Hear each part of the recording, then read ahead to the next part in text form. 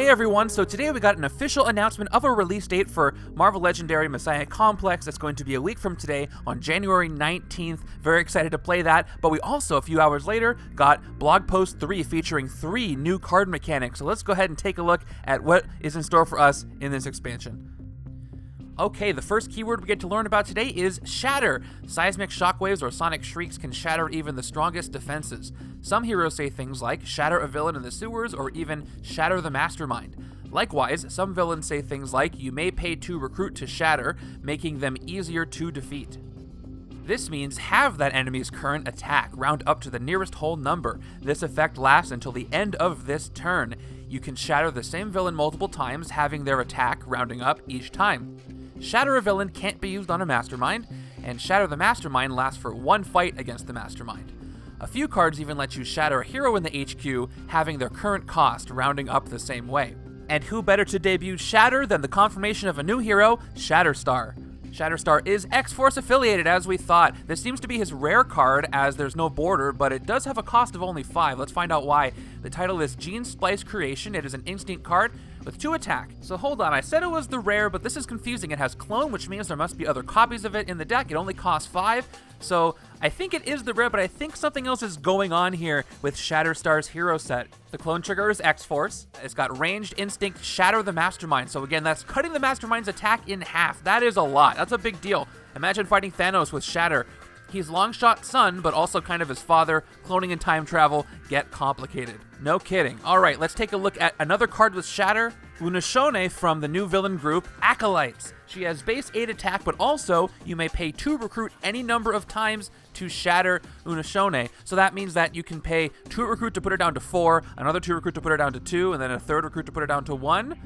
Interesting. All right, Ambush. Unashone captures a bystander. Also, is her presence and the Acolyte's presence here a hint at a certain mastermind? Let's find out. The second new keyword today we have is Tactical Formation. What does this mean? X-Force is known for precise strike force tactics. X-Factor Investigations likewise plans their missions to the finest detail. With this new keyword, some heroes say things like Tactical Formation 445, you get +3 attack. You can use this ability only if you have 2 heroes that cost 4 and 1 hero that costs 5 for Tactical Formation 445. Makes sense. You can count the Tactical Formation card itself, and heroes you have includes heroes in your hand and heroes you've already played this turn. So it kind of feels like Spectrum or Outwit, where you gotta have 3 different cards that all match some sort of requirement. In this case, you have to match the numbers exactly. Very interesting. And the first hero we see with this keyword is Strong Guy, since his uncommon card, Go Big. It's the second strength card we've seen from him, no big surprise there. 2+ attack, and it costs 4. It has Tactical Formation 445, you get +3 attack. So again, you would have to play 2 cards that cost 4 or 1 card that costs 5, or you'd have to have those cards to get the +3 attack. If that doesn't work, try a new plan. Go way bigger. And now we get to see a Shatterstar card where the border makes a little more sense. This is one of his commons, Bioelectric Surge. A ranged card with 2+ attack and a cost of 5. Is something going on with the cost of 5 here in Shatterstar's hero set? It has a when recruited effect as well, another clone, this time with a ranged trigger instead of X-Force, and it's got Tactical Formation 55 or 5/5. You get +1 attack, so that's if you have 2 cards that cost 5, including this one. A lot of these cards seem to be leaning into Tactical Formation and how much the cards cost. I wonder how that's going to play out with all the other keywords we've seen so far. And believe it or not, we are not done looking at keywords. There is one more that was revealed today. The last new keyword of the day is Prey. Some villains say things like Ambush, prey on the fewest tech. After this villain enters the sewers, each player reveals their hand, and you check which player has the fewest tech cards. You then put this villain in front of that player, preying on them. Interesting, so villains can target players. Any player may still fight that villain as normal. However, if no player defeats that villain by the end of the preyed on player's turn, use that villain's Finish the Prey ability against that player. Kind of feels like a trap a little bit. And then that villain enters the sewers, ignoring its ambush effects. Important, do the Finish the Prey ability after that player draws their new hand at end of turn.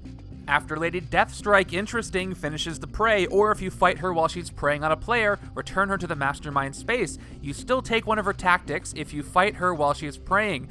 Multiple enemies can prey on a player at once. This keyword sounds like there's going to be some teamwork needed to get this done. All right, let's take a look at the first card with Prey. Donald Pierce is part of yet another new villain group, Reavers. He's got 6 attack and worth 4 VP. Ambush, prey on the fewest tech, so you'd put him in front of the player that has the fewest number of tech cards. If it's a tie, by the way, the player whose turn it is gets to pick where he goes. Finish the prey, KO one of that player's non-gray heroes. That's not great. And you get to choose, I think, and fight KO one of your gray heroes. A much better effect if you actually get to defeat him. And she was mentioned in the text, our first mastermind confirmation for this set, Lady Deathstrike. Look at that art, so cool. I got 6 VP and 8 attack, always leads the Reavers like Donald Pierce here. Master Strike, if she is preying on a player, finish the prey. Otherwise, prey on the fewest instinct. Finish the prey. That player gains 2 wounds. Each other player discards 2 cards. One player game instead gain a wound and discard a card. So it's kind of like a game of hot potato. You don't want to pull a Master Strike while she's preying on you. You got to work with the other player to take her out before that happens.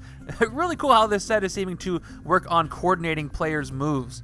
Wow, it's going to take me some time to really understand what all of these keywords do, and we haven't even seen half of the cards in this expansion. I can't wait to find out what all of them are. We might get one more blog post, but even if we don't, when the game comes out, I will be doing a blind unboxing and overview of the entire set. So if you haven't subscribed yet, go ahead and subscribe so you won't miss when that happens. I'll bring you any more blog posts that happen to come up, but until then, we only have a week. I'll see you then. Take care, everybody.